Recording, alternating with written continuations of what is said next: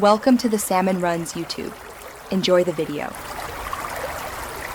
You start by confirming the essentials. Your Chromebook supports Android apps or the Chrome OS stable channel, and you have an updated browser. Next, sign into your Microsoft account and Xbox profile so cloud sessions can restore your saves. Once done, test connectivity. WebRTC must be allowed by the network. If the school network blocks gaming ports, prepare a personal hotspot or VPN as a backup. These steps let you move quickly into streaming without wasting time on basic settings. You now open the Xbox Cloud Web app or the Android Game Pass app. The browser route works if apps are disallowed. Pair your Xbox controller over Bluetooth or enable keyboard mapping if controllers are blocked.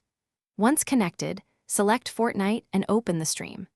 Make sure to pick a lower quality if your connection is under 15 Mbps to avoid stuttering, and increase to 1080p when bandwidth allows. These choices balance input latency and visual clarity, so you can actually play competitively. You finish setup by optimizing latency. Close background tabs, switch to 5 GHz Wi-Fi or use a wired hotspot, and reduce stream resolution if needed. Once you end a session, save control bindings and log out to avoid account sync issues. If the stream fails because the network blocks it, try changing DNS or a permitted VPN, but make sure you follow school policies.